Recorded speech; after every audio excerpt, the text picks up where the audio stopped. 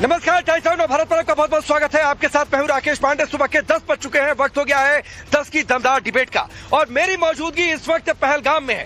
पहलगाम जहां पर पाकिस्तान के भेजे आतंकियों ने निर्दोष लोगों की हत्या कर दी, भीषण हत्याकांड को अंजाम दिया, आतंकी वारदात को अंजाम दिया। इसके बाद देश गुस्से में है। मेरे पीछे आप तस्वीर आपको दिखाता हूं। ये जो पाइन ट्रीज आपको दिखाई दे रहे हैं, इन्हीं के पीछे बैसरन घाटी है, जहां पर पाकिस्तान के भेजे आतंकियों ने हमला किया, आतंकी वारदात को अंजाम दिया और उसके बाद अब हिंदुस्तान तैयार है इसका मुंहतोड़ जवाब देने के लिए।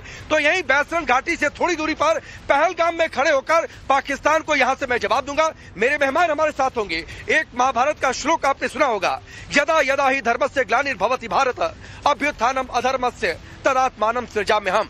तो अधर्म का काम किया है पाकिस्तान ने और अधर्म आतंकियों को भेजकर, लेकिन अब धर्म के रास्ते पर चलता हुआ भारत जवाब देगा कि आतंकों को कैसे उखाड़ फेंकना है। लेकिन भारत की तैयारी है। यहां पर भी जो सिंपैथाइजर बैठे हुए हैं, जो लश्कर के आतंकी बैठे हुए हैं, उनके घरों को उड़ाया जा रहा है, तबाह किया जा रहा है, नेस्तनाबूद किया जा रहा है। बड़ी कार्रवाई जारी है। लेकिन पाकिस्तान उधर से उसे पता है कि आखिरकार अब स्थिति क्या होने वाली है, इसलिए उसकी ओर से एलओसी पर फायरिंग भी की जा रही है। लेकिन हमारी भारतीय सेना उसका भी मुंहतोड़ जवाब दे रही है। लेकिन जन्नत की हकीकत सबको पता है। ये लाइनें आपने सुनी होंगी तो पाकिस्तान को पता है भारत की सैन्य ताकत, लिहाजा गीदड़ भभकी देने पर उतारू हो गया है। कभी परमाणु बम की गीदड़ भभकी, कभी पानी नहीं आएगा तो खून की नदियां बहा देंगे। सुनिए पाकिस्तान की ओर से क्या धमकी। तो पाकिस्तान के नेताओं की गीदड़ भभकी आपने सुनी, जैसे कोई जिहादी बोल रहा, उस तरीके से पाकिस्तान के हुक्मरानों की भाषा हो गई है। लेकिन सिर्फ हुक्मरान नहीं, जन्नत की हकीकत चूंकि सबको पता है, इसलिए गीदड़ भभकियां देने में क्या जाता है। तो पाकिस्तान के पत्रकार हैं हसन निसार। उन्होंने कहा है कि भूखा प्यासा मरने से बेहतर है बम और गोला बारूद बरसा लो, जिसकी जितनी आबादी उस हिसाब से खून बहेगा। सुनिए सर। सुना हो कुछ पता नहीं है। सेना साबुन बनाने कमर्शियल एक्टिविटी में ज्यादा इन्वॉल्व होती है और हुक्मरान तो छोड़ दीजिए, पत्रकारों की भाषा भी क्या है वो आपने सुना। लेकिन पहले मैं आपका परिचय आज के मेहमानों से करवाता हूं। रिटायर्ड मेजर जनरल सुधाकर जी, कर्नल टीपी त्यागी जी हमारे साथ जुड़े हुए हैं, अजीम भट्ट पाकिस्तान के पॉलिटिकल एनालिस्ट, सरदार तैयब खान जुड़ेंगे थोड़ी देर में, मेंबर है फेडरल एग्जीक्यूटिव काउंसिल के, और बासित अली पाकिस्तान के यूट्यूबर है, खुद को पत्रकार भी कहते हैं। तो शुरुआत आज अजीम भट्ट आपसे करता हूं। जन्नत की हकीकत सबको पता, फिर भी जुबान हिलानी है तो साहब हिला लो। भूखे प्यासे मरना है ये सबको पता है। ऐसे ही अभी कौन सा पेट भरा हुआ है तो सबको ही धमकी देगा, धमकी से ही काम हो जाएगा। Thank you very much. देखें, आपने इनवाइट किया है, मेरा ख्याल है कि मैं थोड़ा जज्बाती बातों से निकल के अगर थोड़ी हकीकत पे गुफ्तगू कर ली जाए तो ज्यादा बेहतर रहेगा, ताकि वो टीआरपी वाला मामला अगर आप करना चाहें तो वो आपके ऊपर है। मैं फिर ठीक है, अदरवाइज मैं तो जरा सीजन ट्रैक है और जो है ना वो गुफ्तगू करना चाहूंगा। देखें, जो 70 साल या 75 साल से जब से हिंदुस्तान और पाकिस्तान की तकसीम हुई है, तो पाकिस्तान को 4 टुकड़ों में, 8 टुकड़ों में, 20 टुकड़ों में बांटने का जो ख्वाब है वो आपकी तरफ से बार बार आता रहा। पाकिस्तान को हजम ना करने की जो आपकी वो एक तरफ है ना, वो आप में है। हमने तो कभी ये नहीं कहा कि हम फर्स्टली जाके जो है वो ये पाकिस्तान हिंदुस्तान के 20 टुकड़े करेंगे, हिंदुस्तान के 50 टुकड़े करेंगे। हमने रिएक्शन में हमेशा बात की। तो 70 साल से आपके अज़ाइम पूरे नहीं हुए हैं। हम लोगों ने तो जब भी रिएक्शन किया अपनी सेफ्टी की, और आज भी हम अपनी सेफ्टी करेंगे और भरपूर सेफ्टी करेंगे, भरपूर जवाब के साथ करेंगे। लेकिन कभी भी फर्स्टली हमारा एम ये नहीं रहा कि हम हिंदुस्तान के टुकड़े कर देंगे, हम किसी हिंदू को नहीं छोड़ेंगे। ये हमारा एम नहीं है। ये आप लोग हैसियत है अजीम भट्ट, अजीम भट्ट हैसियत है, हैसियत है। हमारी तो हैसियत थी, हमने 71 में 2 टुकड़े कर दिए और उसी हैसियत के आधार पर कहते हैं कि 2 के बाद 4 भी हो जाएगा, 6 भी हो जाएगा। तो अभी एक बलूचिस्तान उधर खड़ा हुआ है, तो ज्यादा बोलो नहीं, कब बलूचिस्तान एक नया मुल्क बन जाए कोई नहीं जानता है। अच्छा सुने, अभी गनीमत बनाओ कि हिंदुस्तान इंटरेस्ट नहीं ले रहा है उधर से।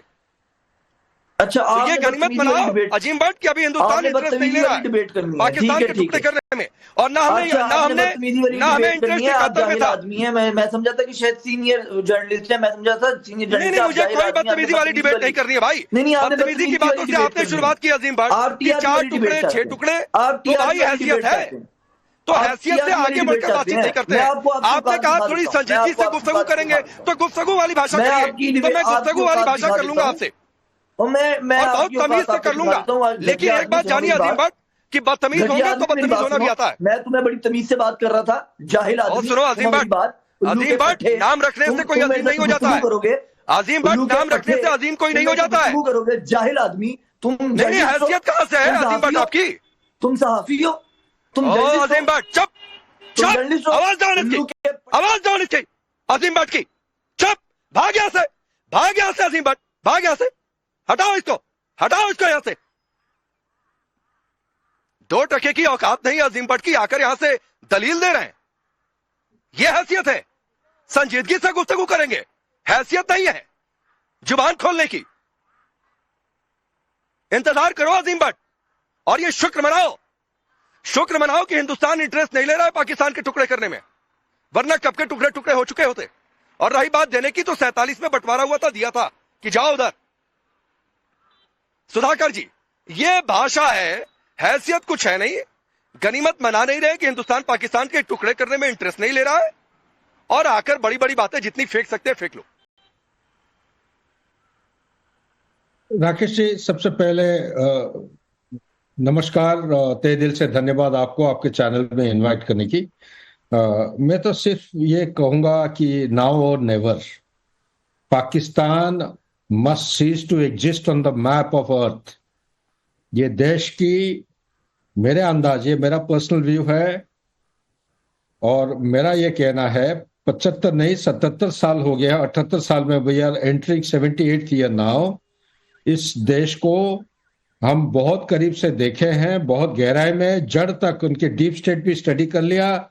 लेक्चरबाजी का समय खत्म, रेटोरिका खत्म, अभी एक्शन का समय है। हिंदुस्तान को whole of nation approach, gross national power की समय आ गया है। और चाहे ग्लोबल सपोर्ट हो या ना हो, इजराइल को शुरू में 7 अक्टूबर 2023 को सपोर्ट था 2-3 महीने के लिए, उसके बाद विश्व उसके खिलाफ चला गया। प्लीज प्लीज प्लीज प्लीज, ये मेरा बारी है। आए ना, बातें ना करें, आए। ये एंकर बिठाए हुए आपने जोकरों जैसे अपने, ये 3 दिन से लड़ाई लड़ेंगे, ये उल्लू के पट्टे लड़ाई लड़ेंगे। ये जो ये कौन बोल रहा है भाई? पीसीआर कौन बोल रहा है? बासित बोल रहा है, अजीम बोल रहा है? ये जोकर जो आपने बिठाया हुआ अभी कौन बोल रहा है? ये बोलेगा, कौन आया बीच में? ये जो जोकर अभी आए। अजीम रुक जाओ भाई, रुक जाओ, अभी आवाज डाउन करवाइए, रुक जाओ। अभी सुधाकर जी को सुनो। मैं थोड़ा बयान दे दूं, वरना बदतमीज होने पर मजबूर मत करो, वरना इतना बदतमीज होंगे कि कभी जीवन भर भूल जाओगे। तो रुक जाओ, अभी सुनो बारी बारी से।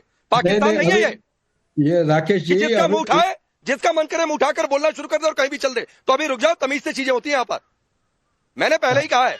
अभी सुनो सुधाकर जी को। ये टीवी समय आ गया है, टीवी के बिना ये लड़ाई नहीं हो सकती है। टीवी या आप सोशल मीडिया प्लेटफॉर्म या कोई भी चैनल की बात, ये भी एक लड़ाई है, ये मीडिया की लड़ाई है। इसमें भी हिंदुस्तान को जीत लेनी है किसी भी हालत में। अभी अगर वो ब्लीड इंडिया विद 1000 कट्स का डॉक्ट्रिन चला रखे हैं 1979 से अब तक, और आगे भी चलेगा उनके सोच विचार के मुताबिक, मुझे मालूम है ये प्रॉक्सी वॉर वो खत्म करके जी नहीं सकते हैं। प्रॉक्सी वॉर का मकसद और कुछ है, लेकिन साथ ही इंडिया को एक ठोस काउंटर स्ट्रेटेजी, एक एटर्नल, ये अनंत किस्म का एक स्ट्रेटेजी होगा। जब तक ये पाकिस्तान धरती के फेस से जब तक ये मिट नहीं जाता है, तब तक हिंदुस्तान ये लड़ाई लड़ेगी। चुन चुन के अंदर घुस के पाकिस्तान को टुकड़ा टुकड़ा नहीं करेंगे। It has to be erased from the face of war. This is what my articulation is. ठीक नहीं ठीक है। और अभी तो बासित, अभी तो इंटरेस्ट ले नहीं रहे भाई। एक तस्वीर दिखाता हूं बासित, थोड़ा सा आंखें चौड़ी कर लीजिए, थोड़ा सा कान के पर्दे खोल लीजिए, क्या पता बूम बूम की आवाज सुनाई दे। जरा ये तस्वीर रखिए जो 9-10 आतंकियों के घर उड़ाए गए। जरा मेरे साथ उस तस्वीर को रखिए और बासित को भी रखिए। ये तस्वीर रखिए जरा टेलीविजन स्क्रीन पर। बासित देखो, 9 से 10 लश्कर के कमांडर, 9 से 10 उसी में जैश के भी थे। तो ये देख रहे हो कैसे उड़े। तो भाई काउंटिंग शुरू हो गई है। इधर से भी जो घुसकर बैठे हुए हैं, जो सिंपैथाइजर 2-4 बैठे हुए हैं वो भी। और अब सोचो कि अभी इधर ये हाल कर रहे हैं, और गलती से जो अजीम को बड़ा शौक चढ़ रहा था गुफ्तगू के नाम पर, तो भाई गलती से अगर उधर शुरू हो गया तो क्या होगा। ये सबसे पहले आपने राकेश साहब मेरा जो तारफ करवाया यूट्यूबर और जर्नलिस्ट, मैं अब ये नहीं हूं। मैं सबसे पहले आपको बताऊं कि मैं हूं फ्रीडम फाइटर। वो कैसे, इंतहाई प्यार से बता रहा हूं। ये नजर आ रहा है आपको, ये हाथी के दांत का तैयार किया आपके गले काटने के लिए, हाथी के दांत से। ठीक है, आप लोगों के जगह जगह गले काटेंगे, जगह जगह गले काटेंगे। और एक एक को ये जो आप धमकी दे रहे हो ना घर जलाने की, आप बासित एक तो मैं बाहर हूँ, पूरा हिंदुस्तान। बासित सुनो ना भाई, एक तो मैं बाहर हूँ और बैठा हूँ पहलगाम में खड़ा हूँ, तो मेरे सामने स्क्रीन नहीं है, क्या दिखा रहे हो नहीं दिखा रहे हो। लेकिन ये जो गला काटने का शौक है ना बासित, ये शौक सपने में दिखा सारा हिंदुस्तान, क्योंकि हकीकत में आंखें खोलकर देखोगे तो पूरा नहीं हो पाएगा। हटाओ इसको। सोच रहा हूँ राकेश साहब, मैं ये सोच रहा हूँ बासित तुम्हारे दूध के दांत अभी टूटे नहीं, बासित तुम्हारे दूध के दांत अभी टूटे नहीं और तुम्हारी इतनी हैसियत हो गई है। मैं ये सोच रहा हूँ बासित इसको बचा के रखो, जिस दिन हमारे सोल्जर्स पहुंच जाएंगे इसी से तुम्हारा हिसाब कर देंगे।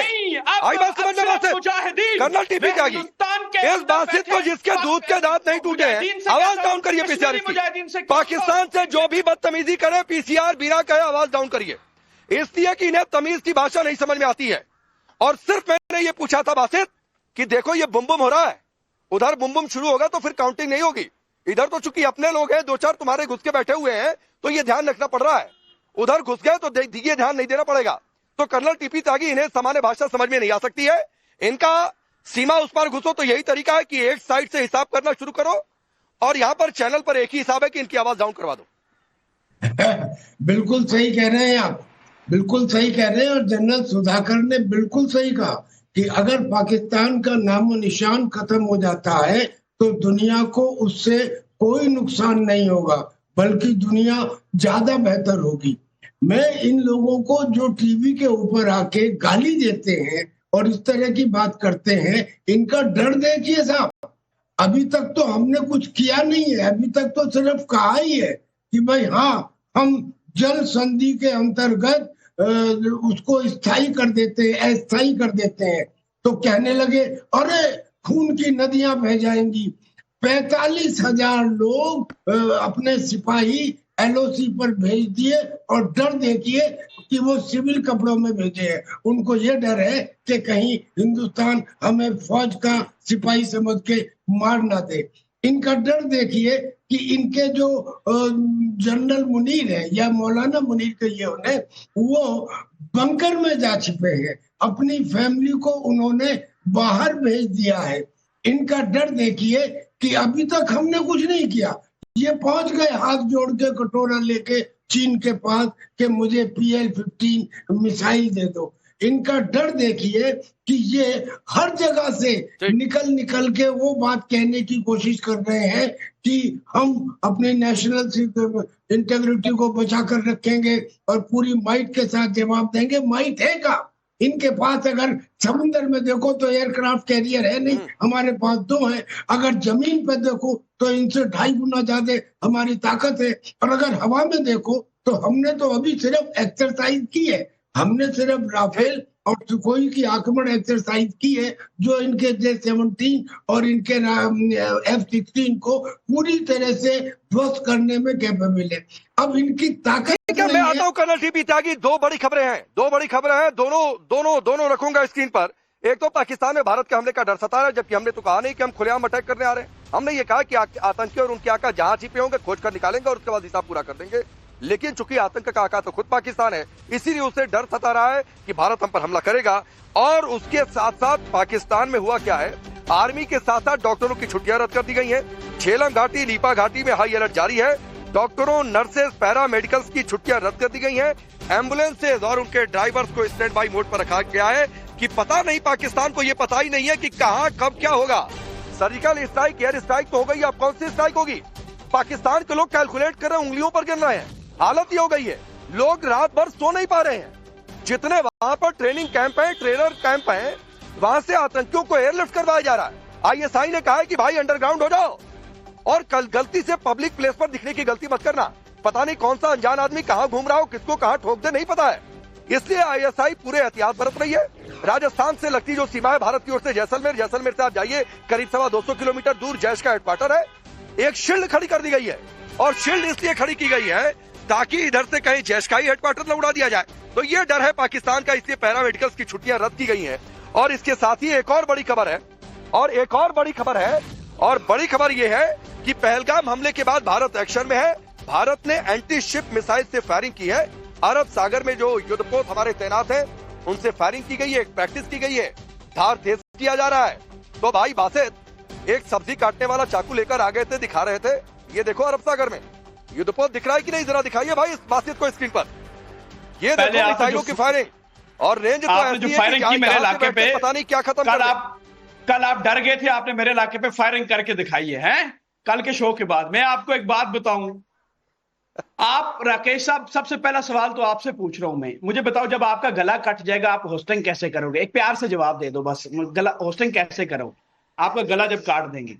इसका आओ जवाब ना, चाहिए पहले। आओ, हैसियत है, बासित खड़ा हूं इसी पहलगाम में, आओ ना, इसी पहलगाम में खड़ा हूं, हैसियत है तुम्हारी, हैसियत है तुम्हारी बासित। मैं पहलगाम में आ जाओ, हैसियत है तो आपको मैं दिल्ली में इसी बैतूल घाटी में भेजा था ना अपने दो कौड़े के, दो टके के आतंकियों को, भाड़े के कट्टुओं को भेजा था ना। दिल्ली खड़ा हूं ना इसी पहलगाम में, आ जाओ, आ जाओ, हैसियत है तो, दिल्ली मुंबई में आ जाओ, हैसियत है तो बासित, आ जाओ, इस बार का आ जाओ बासित, हैसियत है तो, आ जाओ, आ जाओ, ये सब्जी चाकू, नहीं तुम ये सब्जी काटने का चाकू लेकर घूमते रहो भाई, सब्जियां काटो घर में जाके, तुम इसी लायक हो, तुम्हारे दांत, दूध के दांत टूटे नहीं है तो आप बासित। एक का गलत, और मेरी बात सुने, एक बार बात सुने, कल आपने कश्मीरियों से सख्त नफरत का नहीं, इजहार किया, जाओ, अभी कश्मीर आपका है, बासित कश्मीर जाकर, आपका, आपने पानी छोड़ा, आपने पानी छोड़ा दरियाए झेलम, दरियाए नीलम में ज्यादा पानी छोड़ा, और उससे दिखाया कि आपने, उससे कश्मीर इफेक्ट होता है और कोई नहीं इफेक्ट होता।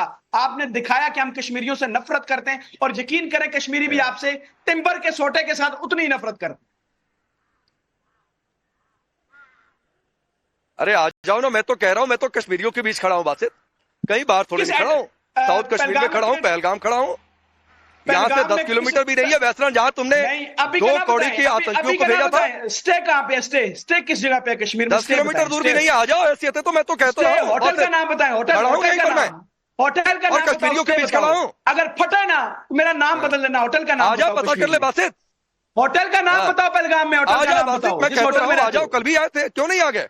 24 घंटे कम पड़ गए क्या बासित? होटल का नाम नहीं बता रहे, तुम्हें बासित, होटल का नाम नहीं बता रहे, तो सुधाकर जी ये हैसियत है। होटल का नाम बताओ, होटल अरे का अभी नाम बताओ, होटल का नाम बताओ पहलगाम में, होटल का नाम बताओ लाइव, होटल किस अच्छा, होटल स्टे है? आ जाओ, आ जाओ, जल्द आ जाओ, यहीं पर खड़ा हूँ, इसी सड़क पर खड़ा हूँ, अगले 24 घंटे आ जाओ, सड़क पर रहूंगा, होटल दूर, होटल तो बहुत दूर की बात है, आ जाओ, यहीं सड़क पर खड़ा हूँ बासित, फ्रीडम फाइटर्स, चलो आ जाओ, चलो रुक जाओ। अजीम भट्ट, बोलो। अजीम भट्ट भाई, आपने शुरुआत की थी कि बड़े संजीदगी से गुफ्तगू करना चाहते हैं, तो भाई संजीदगी ये गीदड़ बच्चों पर आकर रुकती है क्या?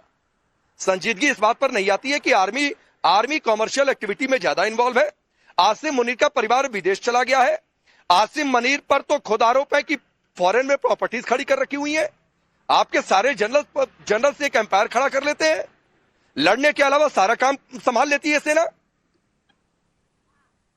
अच्छा, अगेन मैं फिर कोशिश करूंगा इस बार कि आप तहम्मुल से मेरी बात सुन लें, क्योंकि मैं इस तरह की डिबेट्स का हिस्सा नहीं बनता। आई एम रियली सॉरी, क्योंकि मैं इस तरह की जो टीआरपी बेस होती हैं उनकी मेरे से गुफ्तगू नहीं होती। फिर बिलो द बेल्ट अगर जाना है तो वो आपकी मर्जी होती है। देखिए, मैं आपको एक सीरियस मशवरा दूंगा। उसकी रीजन ये है कि मैं भी एक जर्नलिस्ट हूँ, आप भी एक जर्नलिस्ट हैं, और जर्नलिस्ट बियॉन्ड द बॉर्डर्स होते हैं, दुनिया में कहीं पे भी हों। मेरी आपसे बड़े जो है ना वो जज्बे और दिल के साथ आपसे ये रिक्वेस्ट है कि आपके इसी रवैये की वजह से शायद आपको सुबह की स्लॉट दी हुई है जो कोई नहीं देखता होगा, रात की 8 बजे की स्लॉट लेनी है, तो आपको थोड़ा तहम्मुल से बात करनी होगी और सुननी होगी। अब आपका मैं जवाब दे देता हूँ। देखिए, बात यह है कि जहां तक आपने गीदड़ भपकियों की बात की है पाकिस्तान की, तो मैंने आपको पहले भी अर्ज की कि हिंदुस्तान की फौज तो हमारे से डबल से भी ज्यादा है। ठीक है, यहाँ पर आपके फॉर्मर जनरल्स भी बैठे हैं। हिंदुस्तान की जो फौज है वो हमसे डबल है, आपकी इक्विपमेंट जो हैं वो डबल हैं, आपकी जो अवाम है वो तो बहुत ज्यादा है। तो मैं ये इंतजार कर रहा हूँ तकरीबन 76 सालों से कि आप लोग कब पाकिस्तान पर हमला करें। और जो आप यहाँ पर मीडिया वॉर करते हैं कि हम पाकिस्तान के 4 टुकड़े करेंगे, 8 टुकड़े करेंगे, वो कब करेंगे? क्या वो मीडिया पे करेंगे? क्या आप वो मीडिया पे रहते हुए हमारे साथ मीडिया की लड़ाई लड़ेंगे? अच्छा अजीम भाई हकीकत क्या है? अजीम भाई सुनो, आप बड़ी संजीदगी से बात करना चाहते हो ना। अजीम भट्ट सुनो, आप बड़ी संजीदगी से बात करना चाहते हो ना। मुझे एक बात बताओ भाई, 2-3 सवाल पूछता हूँ, एक साथ जवाब देना। 71 वॉर के बाद क्या हुआ था? किसके 2 टुकड़े हुए थे? कल ये बासित ग्लोब लेकर बैठे हुए थे, उसी ग्लोब पर एक बांग्लादेश भी है, तो बांग्लादेश किसने बनाया था? नंबर 1 सवाल। दूसरा सवाल है, 90,000 सैनिक जब पकड़े गए थे और नियाजी ने घुटनों के बल आकर सरेंडर किया था, पतलूनें उतार दी गई थी, और उस सरेंडर पेपर को कभी पढ़ा है? दूसरा सवाल है। और तीसरा सवाल यह है कि लाहौर में, गूगल कर लो, लाहौर में इंडियन सोल्जर्स डालोगे तो तस्वीर आ जाएगी जब भारतीय सैनिक वहां पर पहुंचे हुए थे। तीनों सवाल का जवाब दो बड़ी संजीदगी से देना, तब मैं मानूंगा कि सच्चे पत्रकार हो। चले, बहुत शुक्रिया। मुझे बड़ा अफसोस हुआ कि आपकी रिसर्च थोड़ी खराब है। मैं आपको तीनों सवालों का जवाब देता हूँ। जहां तक 1971 की वॉर की बात है तो उसके दो एस्पेक्ट्स हैं। उसके अंदर बिल्कुल आप लोगों ने जो इन्वेड किया और इंटरनेशनल लॉज की खिलाफ वर्जी करते हुए एक मुल्क के अंदर आपने आके मुक्तिबानी बना के प्रॉक्सी वॉर की, और उसके ऊपर जो रिजल्ट हुआ वो पाकिस्तान से आपने इस पाकिस्तान को लिया। लेकिन अब आप ये अंदाजा करें कि इस वक्त वहां पर जो आपने 50 साल बीज बोया, वहां पर आज नारा ये लग रहा है कि तुम ही कौन हम ही कौन, रजाकार रजाकार। तो आपको उसका जवाब तो मिल गया कि 50 साल की आपकी इन्वेस्टमेंट जो है वो चले गई 0/0। अब आ जाते देखिए, आप मेरी अच्छा अजीम भाई ये बताओ, अजीम भाई ये बताओ, पाकिस्तान के 2 टुकड़े हुए थे कि नहीं? हाँ या ना? काटिएगा मत। पाकिस्तान के 2 टुकड़े 71 वॉर के बाद हुए थे कि नहीं? मैं आपको जवाब दे रहा हूँ। नहीं, मैं आप ही के पास भरपूर समय दूंगा, तनाव मत लो। हम हिंदुस्तानी किसी के साथ अन्याय नहीं करते हैं, अच्छे भी आदमी बुरे भी आदमी, बुरे आदमी को बराबर। हाँ मैं जवाब दे रहा हूँ, मुझे एक छोटी छोटी बात है, फिर आप बोले ना, मैं भरपूर समय दूंगा, कोई चिंता की बात नहीं। आपने मुझे कहा कि हाँ ले रहा हूँ, पाकिस्तान के 2 टुकड़े हुए थे कि नहीं 71 वॉर के बाद? अच्छा हाँ मैं संजीदगी से ही पूछ रहा हूँ मेरे भाई, संजीदगी से ही पूछ रहा हूँ मैं, बस ये तो जवाब ले, इंटरप्ट ना करें ना मेरे भाई, इंटरप्ट ना करें ना। फिर मैं जवाब आपको तीनों के दे रहा हूँ ना, फिर उसके बाद आप जो चाहे बोलिएगा। उसके बाद आपने कहा कि 90,000 जो फौजी सैनिक हैं वो पकड़े गए थे। आई एम सॉरी, मुझे नहीं पता कि आपने जर्नलिज्म की डिग्री कहाँ से ली है। आपको ये पता ही नहीं है कि जो उसके अंदर सैनिक थे, जो पाकिस्तान के फौजी थे, उनकी तादाद 34,000 थी, बाकी तमाम ब्यूरोक्रेट्स और सिविलियंस थे, और जो फौजियों की फैमिलीज थी वो थी। तो इस तरीके से वो 90,000 का फिगर बनता है। पहली बात तो ये हो गई। दूसरी बात ये हो गई कि उन 90,000 को जो आपने पकड़ा था, अगर आप में इतनी जान थी, इतनी आपके अंदर हिम्मत थी, तो उनको आपने अपने पास ही क्यों नहीं रखा? आज ऐसा क्यों हुआ कि आपने उनको फौरी वापस कर दिया? ठीक है, हम लोगों ने कुलभूषण यादव को पकड़ा हुआ है और पकड़ के रखेंगे, और मुमकिन है उसको मीनारे पाकिस्तान के अंदर फांसी में भी टांग दें। ठीक है, तो आप उसके लिए भी तैयार रहिएगा। आपने उनको वापस किया, एक बात। अब आ जाते हैं आपके रिसेंट सवाल के अंदर लाहौर वाले के ऊपर। जब लाहौर वाला वाकया बार बार कोट कर रहे हैं, तो मेरे भाई प्रॉक्सी वॉर्स की जहां तक आप बात करेंगे, अभिनंदन को यहाँ पे मार के गिराया था, हमारी फौज के अलावा हमारी आम आवाम ने उसको जूतियां मारी थी। दूसरी बात, यहाँ पर कुलभूषण यादव हमने पकड़ा हुआ है, और कुलभूषण यादव आपके मुंह पे ऐसी कालक है इंटरनेशनली कि जब हमारा दिल करेगा उसको या तो हम मीनारे पाकिस्तान पे टांगेंगे। अरे अजीम भट्ट, चीन ने 2 टूक कह दिया था कि भारत की मिसाइलें तैनात है, 9 बजे से पहले ऐलान कर दो वरना मिसाइल फूट जाएगी पूरे पाकिस्तान पर।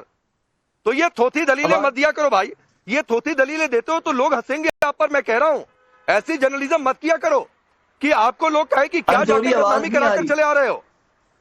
मैं आता हूं अजीम भट्ट, यहीं पर आऊंगा। एक बड़ी खबर आ रही है, एक बड़ी खबर आ रही है, और बड़ी खबर यह है कि दवाओं की सप्लाई बंद। तो ये इस वक्त की बड़ी खबर है। पैरा मेडिकल स्टाफ की जो छुट्टियां पाकिस्तान ने बंद की थी, और उसके बाद अब इधर से फैसला लिया गया कि हो गया भाई, बहुत ध्यान रख लिया, अब आगे और बहुत कुछ नहीं होना है। तो इसलिए दवाओं की सप्लाई इधर से तो नहीं होने वाली है, ये तय है। तो ये तस्वीर है, और मैं जरा दिखाता हूं। और मैंने क्यों कहा था अजीम भट्ट की थोड़ा सा गूगल वगैरह भाई पता नहीं नेट आप लोगों क्या कितना चलता है। मैं तो पहलगाम में हूं, देखो 5G चल रहा है। ये तस्वीर आप देखो जरा, अगर देखिए सचिन रावत है, कैमरामैन दिखा सके। ये तस्वीर दिख रही है क्या रावत जी? तस्वीर दिख रही है, ये तस्वीर दिख रही है। पीछे का बोर्ड देखो, पढ़ो, ये कौन सी बटालियन लिखी हुई है भाई? ये आइस स्टेशन बरकी लाहौर डिस्ट्रिक्ट। ये इंडियन सोल्जर्स खड़े थे लाहौर में। मैंने वही कहा था, थोड़ा सा गूगल कर लो मेरे भाई। सरेंडर नामा नहीं याद है तो सुधाकर जी जरा बताइए क्या लिखा हुआ था। जो इनके 90,000 लोगों ने सरेंडर किया था, पत्तूने उतारकर बताइए उस सरेंडर नामे में क्या लिखा होता, जरा याद दिलाइए अजीम भट्ट को, पढ़कर नहीं आते हैं। अच्छा, मैं आपने अच्छा किया कि आप सैनिक की जगह। अजीम साहब बहुत पढ़े लिखे हैं, उनके बातों से। अभी सुन लो अजीम भाई, सुन लो जरा सुधाकर जी को। अजीम साहब बहुत पढ़े लिखे हैं, उनके बातों से लग रहा है हर लफ्ज में काफी वजन है, काफी गहरा व्यक्ति है। तो उनको हम क्या सिखाए, हम तो उनसे सीख रहे हैं उनकी बातों से। मैं सिर्फ याद यही दिलाना चाहता हूं कि अभी समय पलट गया है। 93,000 PW जब आपको दिए थे, they were given the best of the treatment. और उस समय आपको ये भी याद दिलाने के लिए एक चीज, बहुत बड़ी चीज हुई थी कि ये जो टू नेशन थ्योरी के आधार पर पाकिस्तान क्रिएट किया गया था, लैंग्वेज के आधार पर, जाति के आधार पर, रिलीजन के आधार पर, ये टू नेशन थ्योरी का ये खंडन हो गया था। इसकी जो विश्वास और उम्मीदें थे जिसके आधार पर पाकिस्तान का क्रिएशन हुआ था, यहीं पे ये एक सीरियस सेटबैक हुआ था पाकिस्तान की एग्जिस्टेंस के लिए। तब तक तो पाकिस्तान का जो भी कॉन्स्टिट्यूशन था वो टेम्परेरी था। परमानेंट कॉन्स्टिट्यूशन 1973 को बना उनका। 1973 में जब आपका जो बुनियादी चीजें हैं, आर्टिकल 2 अल्फा का अगर पढ़ेंगे, उसमें जो लिखा है जैसे कि कोई एक डेमोक्रेसी या रिपब्लिक होता है, for the people, of the people, by the people, लेकिन आपके कॉन्स्टिट्यूशन में ऐसा कुछ नहीं लिखा है। इसमें लिखा है, थोड़ा सा समय कम है। एक चीज और अजीम भट्ट, मैंने कहा भाई गूगल पर सारी चीजें उपलब्ध हैं। मैंने कहा हो सकता है आपके पाकिस्तान में नेट कम चलता हो, हमारे यहाँ तो पहलगाम, बैसरण, जम्मू कश्मीर के पूरे इलाके में 5G बड़ी दबा के चलता है। तो ये देखो एक और चीज है, जरा ये भी दिखा दीजिए, जूम करिए। यह है इंस्ट्रूमेंट ऑफ सरेंडर, पढ़ लेना भाई गूगल जाके, कर लेना। 1971 16 दिसंबर। और एक और साइन किसके है पता है? अमीर अब्दुल्ला खान नियाजी।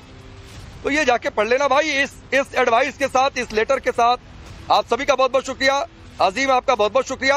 और चलते चलते बासित गीदड़ बक्तियों से बाहर निकल आओ। मैंने कहा दूध के दांत टूटे नहीं है, तो पहले जाकर थोड़े से कॉर्नफ्लेक्स और दूध खा लेना, थोड़े से दिमाग में बुद्धि आएगी, बादाम खा लेना, ठीक है, और सब्जियां खा लेना इसी चाकू से काट कर। धमकियां मत दिया करो भाई।